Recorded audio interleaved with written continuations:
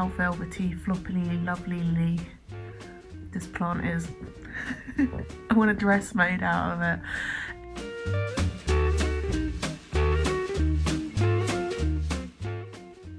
Hello! It's that time of year where everything's dying off on my patio and looks mangy and brown and unhappy.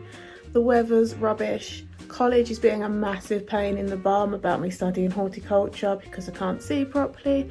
So I thought I'd do a video today on my favourite touchy-feely comforty plants, because I want to specialise in growing sensory plants for sensory gardens, which is a bit of a misnomer because, like, what plants aren't gonna trigger some sense in you somewhere? Like, all of them smell, look good, look strange, are touchable, you can eat them. All gardening sensory to me. But these are my top 3 favourite, which I can't even say properly because I just like stroking them and touching them and it cheers me up. It's like the duvet version of plants when you're having a bad day. So when most people think about plants that are great to feel, they immediately go for things like lamb's ears, or bunny's ears as I call them, the fluffy hairy plants that are soft to the touch and are all comforting and lovely. But me being me, I wanted to start this off with some Carex grasses. Yep, Carex, like the hand soap. And I love this stuff because you can just stick your hands in it and it feels to me just like horsehair.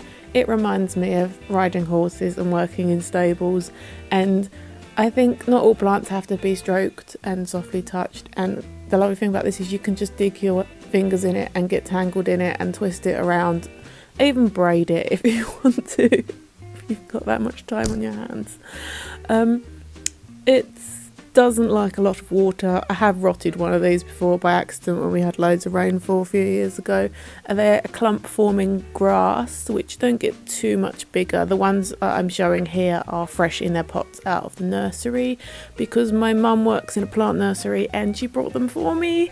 But anyway, yeah, so if you want something a bit more fun than all the velvety fluffy stuff that's on most people's sensory garden top plants to touch lists, like how the top plants to smell lists always have lavender and roses, and I'm going to do another post about that later because the things I love to smell most in the garden aren't always lavender and roses. Anyway, yeah, this is a little picture of the grasses. I was going to do a voiceover, but as usual I talk more than I film clips, so it always runs out of image and I'm still rabbiting on, and I'm just too lazy to edit things down.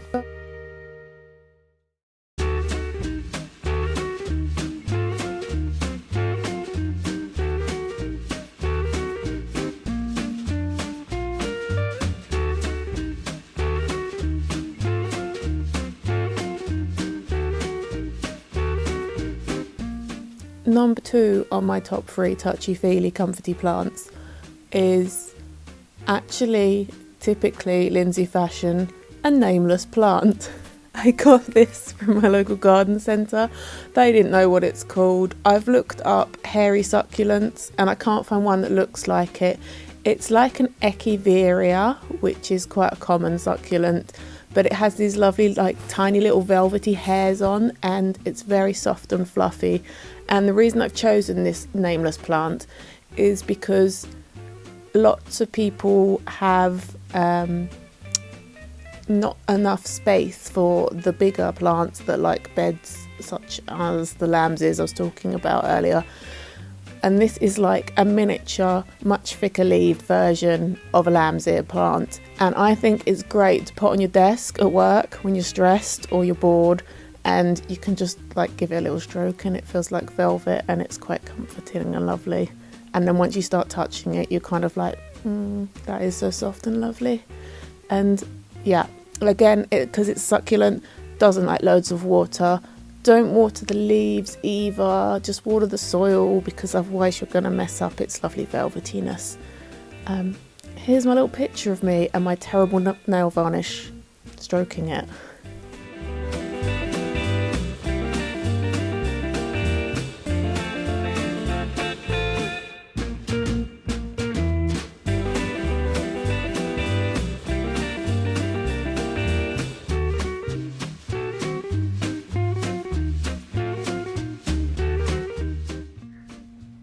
number one, top of the game of all touchable plants has to be a Sencio angel wings. It's quite a new species apparently, and I found this by accident at the same garden centre that I got the hairy nameless cacti? The hairy nameless succulent from. I'd like a fluffy cacti though. Anyway, this plant is gorgeous. I want clothes made out of it. It's basically like a hosta that's made of velvet, and it has big flappy wings that remind me of elephant's ears more than wings, and they start off this gorgeous silvery white bold colour, and then they go a bit greener as they go older into a sort of very shimmery silvery green, but they are so soft and so touchable. And yeah, I can't like get across on film just how velvety, floppily, lovelyly this plant is. I want a dress made out of it. Anyway, one thing I do have to say about it is I left it out in the rain, and when these leaves get really wet, they tend to lose their lovely touch and they feel more like a chamois leather than a gorgeous velvet gown, but they're still nice to handle, and the undersides still keep their hairs. So yeah, don't water from the top or put in excess rain, because you're going to have a chamois leather plant instead. And also the slugs have got them a little bit. I think I show this on this clip. I'm guessing it's slugs anyway. It was after the same massive rainstorm, and what happened is the top layer of the leaves sort of came off, and it's just showing its green tissue underneath, and there's big holes in it. But these are the older leaves, so this happened on 3 of the leaves that were right at the base, so I've just snapped them off, and down the centre the new little baby ones are growing all the time. I'm really hoping I can propagate these things because they are just gorgeous, and I'd like a whole patio covered in them. Sencio angel wings. I don't know much about them. I don't even know the name of the last plant, but look these things up, do some research. These are just some ideas, and I hope you get the chance to touch them too.